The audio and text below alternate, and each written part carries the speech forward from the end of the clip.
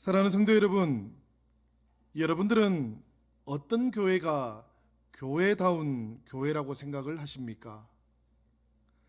교회 바깥에 있는 많은 사람들은 교회의 대답을 기대하면서 교회를 향해서 여러 가지 방식으로 이 물음을 던져왔습니다. 또 다른 한편 교회인 우리 스스로도 대부분의 신앙생활을 교회를 중심으로 하고 있기 때문에 우리 자신을 향해서 교회의 교회다움에 대해 진지하게 대답을 해야만 합니다. 현재의 교회인 우리는 다음 세대의 교회인 우리의 자녀들에게 우리가 이루고 싶어 했던 교회는 이런 교회였다라는 것을 대답해 줄 수 있어야만 합니다.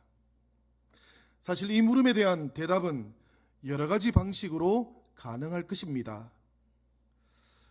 어느 날 아시시의 성인 프란치스코가 자신의 제자와 함께 전도를 위해서 시내에 나간 적이 있었습니다. 이 시내로 가던 길에 평소에 궁금한 것이 많았던 제자가 프란치스코에게 계속해서 여러 가지 물음을 던졌어요. 가는 길 내내 프란치스코는 마음을 다해서 제자에게 대답을 해 주었습니다. 이 제자가 대화에 너무 깊이 빠져 있다 보니까 하루 종일 프란치스코에게 물음을 던진 겁니다. 그러다가 해질 무렵이 되어서야 문득 오늘 시내에 있는 사람들에게 전도를 위해서 스승이 설교를 해야 된다는 것을 기억해내었습니다. 죄송하고 난감한 생각이 들어가지고 프란치스코의 얼굴을 가만히 이렇게 죄송하게 쳐다보고 있는데 프란치스코가 이렇게 대답을 하는 겁니다. 무엇을 걱정한단 말이냐? 우리가 진지하게 대화를 나누고 있던 모든 시간을 통해서 사람들은 우리의 모습, 물음을 던지고 있는 자네의 모습과 또 고개를 끄덕끄덕했던 자네의 얼굴 표정을 다 읽었다네. 그리고 함께 나누던 우리의 모든 대화를 사람들이 엿들은 것이라네. 자네와 내가 오늘 설교였다네. 이렇게 대답을 했답니다.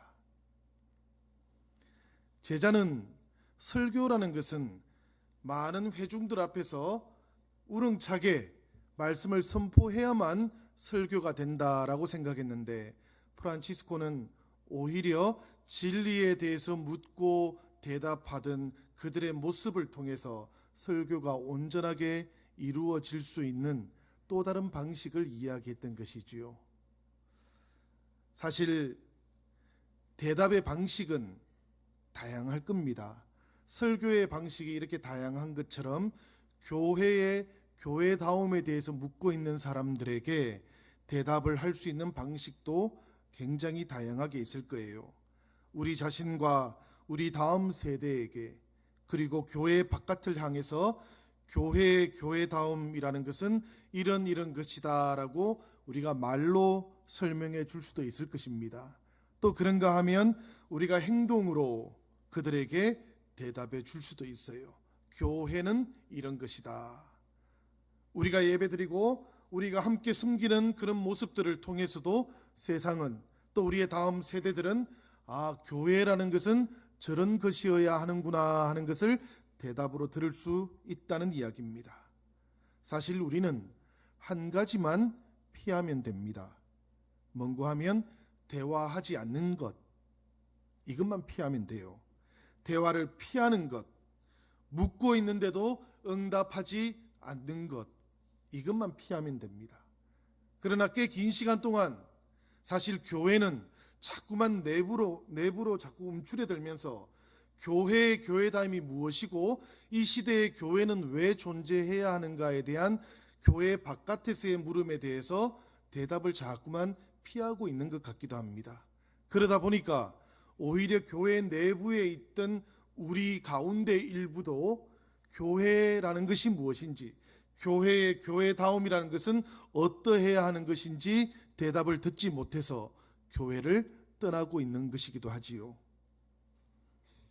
오늘 우리가 읽었던 성경의 말씀을 보면 하나님께서는 사도 바울을 통해서 교회의 교회다움이라는 것은 최소한 이 세 가지를 가지고 있어야 한다라고 그렇게 말씀을 했어요. 우리 본문 3절의 말씀을 함께 보도록 하겠습니다. 우리 화면을 보시면서 함께 읽어보도록 하겠습니다. 본문 3절입니다. 시작. 너희의 믿음의 역사와 사랑의 수고와 우리 주 예수 그리스도에 대한 소망의 인내를 우리 하나님 아버지 앞에서 끊임없이 기억함이니. 아멘. 이 말씀 가운데 보면 교회다운 교회, 하나님께 칭찬받는 교회, 그리고 하나님께서 기억하시는 교회의 세 가지 조건이 나오고 있습니다. 그 세 가지는 믿음의 역사, 사랑의 수고, 소망의 인내입니다. 교회에 믿음의 역사가 있고 사랑의 수고가 있고 소망의 인내가 있으면 그 교회는 교회다운 교회라고 말할 수 있다는 이야기입니다. 그런 교회라면 하나님께서 기억하시는 교회, 하나님께서 칭찬하시는 교회임에 분명하다라는 그런 말씀이에요. 사실이 그런지 성경을 한번 찾아볼까요? 우리 요한계시록 2장 1절에서 2절까지의 말씀 우리 한번 보도록 하겠습니다. 이 말씀은 전체 말씀은 아니에요. 에베소 교회에 주어진 하나님의 말씀인데 우리 함께 봉독해 보도록 하겠습니다. 시작. 에베소 교회 사자에게 편지하라. 내가 내 행위와 수고와 내 인내를 알고. 이 말씀을 보면 여기에 믿음의 행위와 사랑의 수고와 소망의 인내에 대한 말씀이 나오고 있지요. 이것은 에베소 교회를 향한 주의 사자의 칭찬에 해당되는 말씀입니다. 그런가 하면 요한계시록 2장 19절에는 보면 두아디라 교회가 있는데요.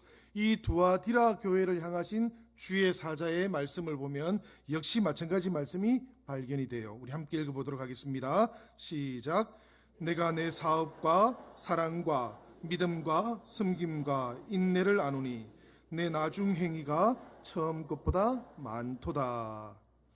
이 말씀 속에 나오는 내 사업이라는 말, 이 사업이라고 번역하니까 이상해요. 이게 뭔가 하면 믿음의 역사라고 할 때 그 역사이기도 하고요. 이 역사라는 번역도 좀 묘해요. 우리가 아는 말로 하면 이건 뭔가 하면 믿음의 행위라는 뜻입니다.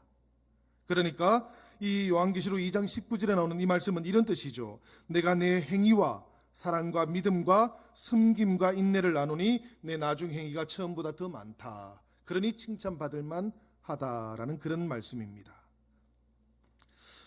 우리가 성경을 보면 특별히 사도행전을 보면 바울과 실라는 데살로니가 교회에서 20일 정도 복음을 전했을 뿐입니다.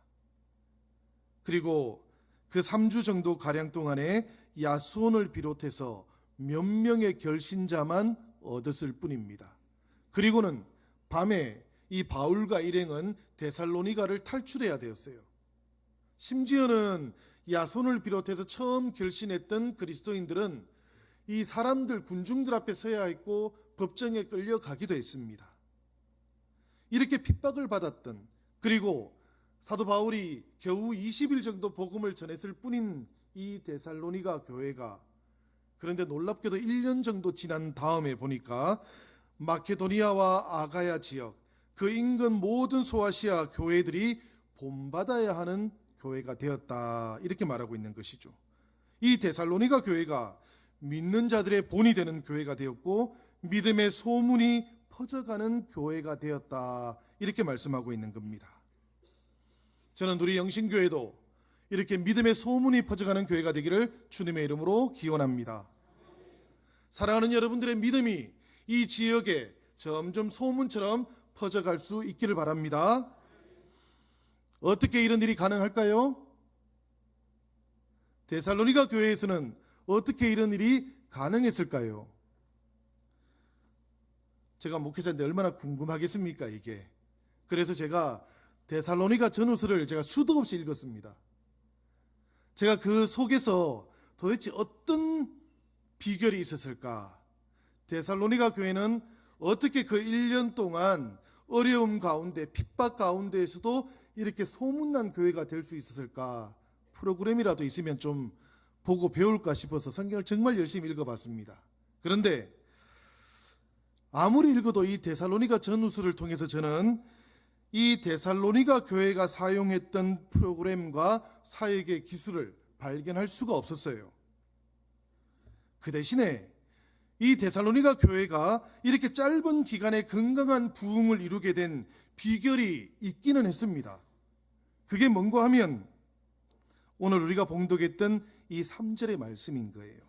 믿음의 역사와 사랑의 수고와 우리 주 예수 그리스도에 대한 소망의 인내, 이것을 하나님께서 좋게 보셨다. 이것이 사람들에게 좋게 여겨졌다.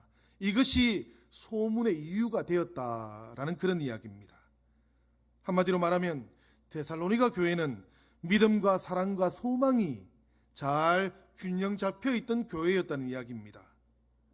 그런데 특별히 오늘 이 말씀을 가만히 묵상하면 그냥 믿음, 소망, 사랑은 아니에요. 이게 그죠? 이 믿음과 사랑과 소망 그 끝에는 또 다른 단어들이 하나씩 조합이 되어 있어요. 믿음에는 역사가 있어야 되고, 사랑에는 수고가 있어야 되고, 소망에는 인내가 있어야만 한다. 믿음과 사랑과 소망이 열쇠인 것이 아니라 믿음에 따르는 역사가 있어야 된다는 이야기입니다. 믿음이 힘을 발휘하는 교회라야 하나님께서 기억하는 교회가 될 수 있다는 이야기입니다. 여러분, 우리가 성경을 한번 보시기 바랍니다. 아브라함은 가야 할 곳을 알지 못했지만 그의 믿음이 힘을 발휘하니까 하나님의 부르심에 온전하게 순종할 수 있었고 마침내 복의 사람이 되었던 것이죠.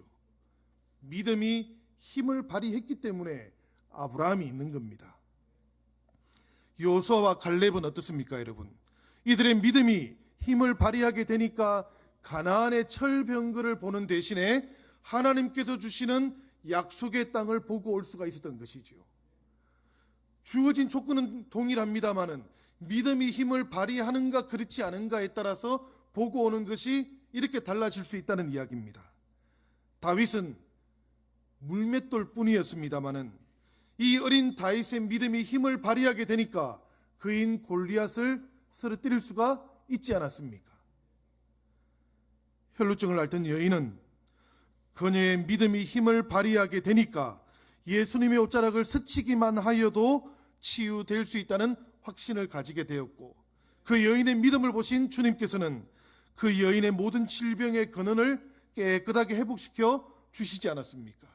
믿음이 힘을 발휘하는 것이 중요하다는 이야기입니다. 여러분, 우리가 그저 믿음이라는 것, 그것을 추상적이고 관념적으로만 가지고 있는 것이 아니라 이 믿음이 현실로 드러나는 것, 믿음이 힘을 발휘하는 것, 이것이 관건이었다는 이야기입니다. 교회가 아무리 건물이 아름다워도, 교회에 아무리 많이 배운 사람이 많이 있다 할지라도, 내가 크리스찬이다라고 말하는 사람들이 아무리 많다 할지라도 그곳에 믿음이 힘을 발휘하지 않는다면, 믿음의 능력이 나타나지 않는다면, 세상을 향해서 구원의 능력이 나타나지 않는다면 교회는 울리는 꽹과리와 같다는 이야기입니다. 교회의 교회다움이라는 것은 발견될 수 없다는 이야기입니다. 사랑하는 여러분, 믿음이 역사하고 바꾸어서 역사하는 믿음이 여러분들 안에 지금 살아있기를 주님의 이름으로 기원합니다. 지금 생동감 있는 믿음을 가질 수 있기를 바랍니다. 믿음장으로 잘 알려져 있는 히브리서 11장을 한번 떠올려 보시기를 바랍니다. 기라성 같은 믿음의 선배들에 대한 이야기지만 그 속에 등장하는 사람들은 아무도 지식이 많은 사람은 없었습니다. 재물이 많은 사람도 없었습니다. 가문이 대단히 훌륭한 사람도 없었어요. 그러나 그들은 보이지 않는 하나님을 보이는 것 같이 믿었던 사람들입니다. 살아계신 하나님을 그토록 생동감 있게 만났고 체험했고 믿었던 사람들, 그들이 믿음의 사람으로 성경에 기록되어 있다는 이야기예요. 역사하는 믿음으로 아벨은 하나님께 기뻐 받으시는 제사를 드릴 수 있었던 것입니다. 역사하는 믿음으로 에녹은 하나님과 동행했던 것이고요. 역사했던 믿음으로 노아는 100년 동안 오래 참으면서 주님의 구원을 준비할 수 있었던 것입니다. 그들에게는 공통적으로 역사하는 믿음이 있었던 거예요. 우리의 믿음이 능력 있는 믿음, 변화를 가지고 오는 믿음이 되기를 바랍니다. 우리의 믿음이 회복을 가지고 오고 우리의 믿음이 힘을 발휘해서 하나님의 역사가 이 영신교회를 통해서 우리들 각자를 통해서 이 지역에 나타나기를 주님의 이름으로 축원합니다. 그러면 소문이 납니다. 영신교회 가서 신앙생활을 해야 돼. 그곳에 가면 믿음이 역사하는 성도들이 있어 라는 소문이 나게 될 줄로 믿습니다. 여러분들이 살아가고 있는 가정의 주변에 이런 소문이 나지 않으면 이거 비정상적인 겁니다. 그렇죠? 이 대답들 보십시오. 본래 그렇다는 이야기입니다, 여러분. 그런데 비정상이 정상이 되어가지고 그리스도인들이 살아가는 집 주변에 누가 사는지 아무도 몰라요. 그렇죠, 여러분들? 옆집에 누가 사는지 아시는 분들? 저는 여기에서 지금 100일을 살았는데 옆집 아저씨 얼굴을 처음 한 번 딱 봤어요. 얼굴 보기가 너무 힘들어요. 그러다 보니까 믿음이 역사하는 모습을 보여주고 싶은데 잘 안 되는 거예요. 이 모든 환경에도 불구하고 여러분, 그러나 우리의 믿음이 우리의 이웃들에게 역사할 수 있다는 우리 그런 증거를 한번 가져볼 수 있기를 바랍니다. 때를 기다렸다가 여러분들의 이웃들에게 나의 믿음은 이런 것입니다 라는 것을 한번 보여줄 수 있기를 바랍니다. 전도할 사람이 없죠. 그죠? 아무리 찾아봐도 전도할 사람이 없죠. 믿음이 역사하는 것을 보여줄 수 있어야 전도가 될 텐데 믿음이 역사하는 걸 보여줄 사람이 잘 안 보이지 않습니까? 때를 얻든지 못 얻든지 한번 만나려고 노력해 보시기를 바랍니다. 그리고 믿음이 역사할 수 있도록 여러분들도 준비할 수 있기를 바랍니다. 그러면 소문난 데살로니가 교회가 바로 우리 영신교회가 될 줄로 믿습니다. 사랑의 수고가 있는 교회가 데살로니가 교회였습니다. 이 사랑의 수고가 있으니까 그 교회를 하나님께서 기뻐하셨습니다. 우리 영신교회가 하나님이 기뻐하시는 그런 교회가 되기를 바랍니다. 우리 안에 사랑이 있고 이 사랑의 수고가 있는 주님의 교회가 되기를 간절히 부탁을 드립니다. 세상에서 가장 강력한 힘이 뭘까, 여러분? 옛날부터 지혜 있는 사람들은 세상에서 가장 강력한 힘은 변화를 가지고 오는 힘이라고 그렇게 이야기를 해왔습니다. 변화를 일으켜야 힘이라는 이야기예요. 우리가 그렇게 생각을 한다면 폭력이라든지 강력한 무기는 사실 강력한 힘은 아니에요. 이 폭력이라든지 강력한 무기는 사람을 변화시키는 것이 아니고 굴복시키기 때문입니다. 잠깐 굴복시킬 수는 있으되 이런 힘들은, 이런 폭력은 사람의 존재를 바꾸지는 못합니다. 변화시키지는 못해요. 모든 것을 진정으로 변화시키는 가장 강력한 힘이 사랑이라는 것, 이것이 바로 우리가 살아가고 있는 이 세계가 가지고 있는 가장 신비로운 비밀입니다. 여러분, 하나님께서 창조하신 이 세계의 가장 깊은 비밀이 뭔가 하면 이 세계의 가장 강력한 힘이 사랑이라는 것입니다. 왜냐하면 사랑이 존재를 변화시키거든요. 그 외에는 존재를 변화시키는 힘이 없어요. 데살로니가 교회는 바로 이 사랑이 있었다는 이야기입니다. 이 힘이 있었다는 이야기예요. 이곳에 오면 사람이 변화되었다는 이야기입니다. 이곳에 오면 사람이 가장 깊은 존재의 근원에서부터 변화를 받았고 위로를 받았고 새로운 하나님의 사랑을 받을 수 있었다는 이야기예요. 환난과 핍박 가운데 그들은 서로를 감싸 주었고 믿음 가운데 서로를 격려해 주었던 것이죠. 아무리 사랑을 외친다 할지라도 바로 이 사랑의 수고가 없으면 성도 여러분, 사랑은 아직 우리 안에 있는 것이 아닙니다. 이 사랑의 수고가 전해지지 않으면 사랑은 우리 곁에서 겉돌고 있을 뿐이지 우리 속에 있는 것은 아직 아니라는 이야기입니다. 우리 주님의 사랑을 한번 떠올려 보시기를 바랍니다. 주님께서는 말로 하는 사랑을 하신 적이 없으십니다. 주님께서는 십자가 위에서 우리를 위해서 자기의 몸을 내어 놓으실 때에 피와 땀을 흘리는 사랑의 수고를 하셨던 분이시고요. 사랑은 이런 것이어야 한다라는 것을 우리에게 알려주셨습니다.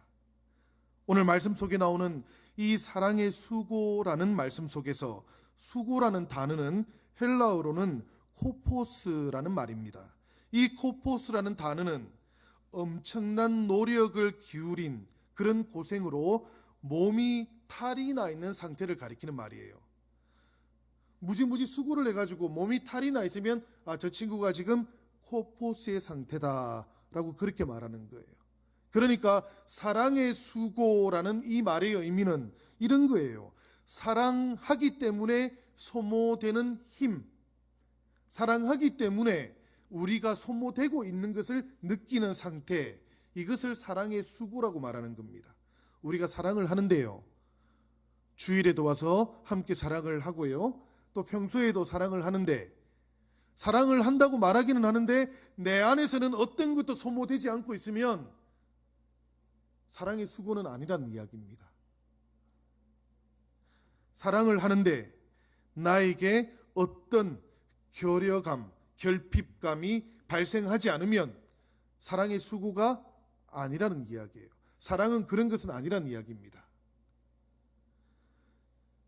우리 그리스도를 본받아라는 아주 유명한 책을 썼던 영성가가 있어요. 토마스 아켄피스라는 사람인데 이분이 이런 말을 했습니다. 고통이 없는 사람은 사랑이 없다. 고통이 없는 사람에게는 그 인생의 모든 영역 가운데 사랑이라는 것도 존재할 수 없다는 이야기입니다. 이 고통을 느끼지 못하는 사람은 사랑의 능력도 결핍되어 있다라는 이야기예요. 그러니까 생각해 보면 고통이라는 것은 애초에 사랑을 할 수 있는 능력을 가리키는 언어입니다. 그래서 우리 하나님께서는 고통당할 수 있는 하나님이신 것이죠. 고통당할 수 있는 하나님이시기 때문에 사랑할 수 있는 하나님이시기도 한 것입니다. 이 사랑의 수고를 우리가 누구로부터 배웠습니까? 그리스도로부터 배웠습니다. 나를 향하신 주님의 그 사랑의 수고 때문에 우리도 기꺼이 사랑의 수고를 감당할 수 있는 사람이 된 것이죠. 이 사랑의 수고가 나타나는 곳이어야만 교회가 교회다울 수 있다라는 그런 말씀입니다, 여러분. 데살로니가 교회에는 이 사랑의 수고가 아름답게 나타났던 것이에요. 데살로니가 교회에는 이 사랑의 수고를 기쁨으로 받았던 사람들이 있었다라는 이야기입니다. 사랑할 수 있는 기회가 생기고 그래서 수고할 수 있는 기회가 생기면 이 데살로니가 교회 성도들은 그것을 기쁨으로 여겼다라는 이야기입니다. 이런 거죠. 찬스. 사랑할 수 있는 찬스, 수고할 수 있는 찬스, 그것을 기쁨으로 받았다라는 이야기입니다. 그러니까 그 교회가 소문이 나겠습니까? 안 나겠습니까? 우리 영신교회에 이미 하나님의 부름을 받아서 온 우리들 모두가 이곳에서 이런 사랑의 수고를 받으면 여러분들 나가서 교회를 자랑하겠습니까? 안 자랑하겠습니까? 자랑하지요. 야, 내가 영신교회 갔더니만 정말 그곳에 가니까 세상이 알지 못하는 사랑이 있더라. 내가 아무것도 주지도 않았는데 사랑만 가득 받아서 왔네? 말려도 소문을 내지 않겠습니까? 여러분들 이 교회에서 그런 사랑을 받고 계십니까? 그런데 왜 소문 안 내십니까? 너무 과묵하시면 안 되겠습니다. 우리가 이 사랑의 수고를 기쁨으로 받으시고 또 함께 사랑을 나누어서 우리가 정말 하나님이 기뻐하시는 영신교회 될 수 있기를 바랍니다. 우리 유명하신 의사 선생님이 한 분 계셔요. 이국종 선생님 아시죠, 여러분들? 이분의 모토가 뭔가 하면 아픈 사람은 치료받아야 한다라는 겁니다. 그 환경이 어떻더라도 병원의 상태가 어떻더라도 아프다면 치료받아야 한다라고 생각하는 분이에요. 그런데 이 이국종 선생님의 어린 시절 이야기를 제가 인터뷰와 또 세바시에서 본 적이 있습니다. 근데 그게 보니까 이런 이야기를 하시더라고요. 이분이 아버님이 6.25 전쟁에서 한쪽 눈을 잃어버리셨답니다. 그리고 팔다리를 다치신 우리 국가 2급 유공자시랍니다. 그러다 보니까 어린 시절에 소년 이국종은 늘 가난 가운데 살 수밖에 없었다 그래요. 그리고 아플 때도 제대로 치료를 받지 못했다 그럽니다. 왜 그런가 하면 국가 유공자 의료복지 카드가 있었는데 이걸 들고 가면, 지금은 안 그렇겠습니다만은 그 당시에는 이 카드를 들고 가면 병원에서 받아주지를 않았답니다. 문전박대 당하기 일쑤였다 그래요. 이 소년 이국종이 축농증이 심해가지고 병원에 가서 치료를 받으려고 했는데 병원에서 계속 안 받아주고 다른 병원 보내더랍니다. 그래서 결국에는 치료를 포기할까 생각했는데 그때 이 이국종이라는 이 소년이 의사 선생님을 한 분 만났다 그래요. 그분이 이학산이라는 선생님이랍니다. 좋은 일 하니까 이렇게 계속 해자 되잖아요. 이 이학산이라는 분이 이 이국종 어린이를 만나가지고는 치료를 정성껏 해주더랍니다. 그래서 그 다음에 이제 이 돈을 지불해야 되니까 의료복지 카드를 이렇게 내밀었습니다.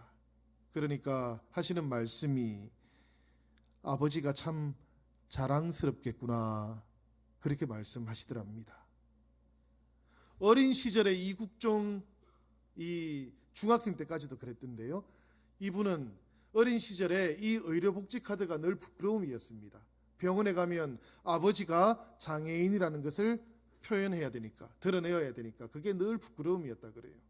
그리고 친구들은 늘 아버지 때문에 놀리고 놀림감이 되고 그렇게 살아왔는데 자신의 가장 부끄럽고 숨기고 싶은 내용이었는데, 근데 이 이학산이라는 분이 아버지가 참 자랑스럽겠구나라고 따뜻하게 말을 건네주는데, 그때 이 이국종의 마음속에 어떤 생각이 들었는가 하면 내가 이 사람처럼 되어야 되겠다, 내가 이 사람처럼 살아야 되겠다, 그런 생각을 했답니다.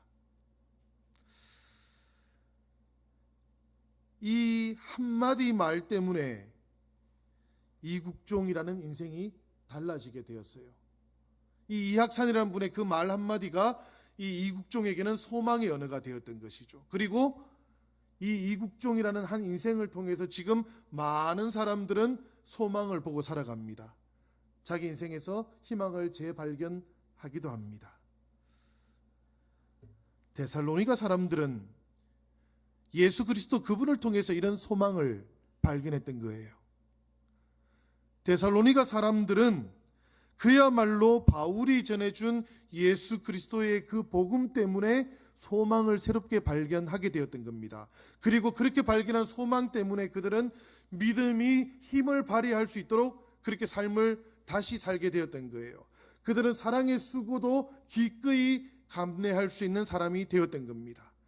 그리고 마침내는 그 데살로니가 지역의 모든 사람들에게 소망의 이유를 알려주게 되었던 거예요. 생각해 보면 이 데살로니가 사람들처럼 우리들도 소망의 이유를 가지고 있는 사람들입니다. 그렇죠, 여러분들?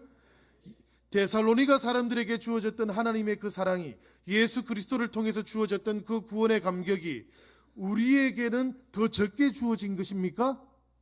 그렇지 않지요.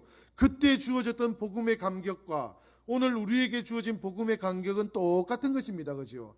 우리도 함께 데살로니가 사람들처럼 이 소망의 이유를 가지고 있는 겁니다.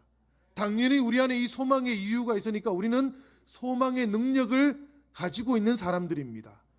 소망의 능력을 가지고 있는 사람들이니 우리가 가지고 있는 믿음의 모습과 사랑의 모습을 통해서 세상 사람들에게, 우리 교회가 터하고 있는 이 지역에, 또 우리가 살아가고 있는 가정의 이웃들에게 이 소망의 이유를 당연히 알려주어야 하지 않겠습니까, 여러분?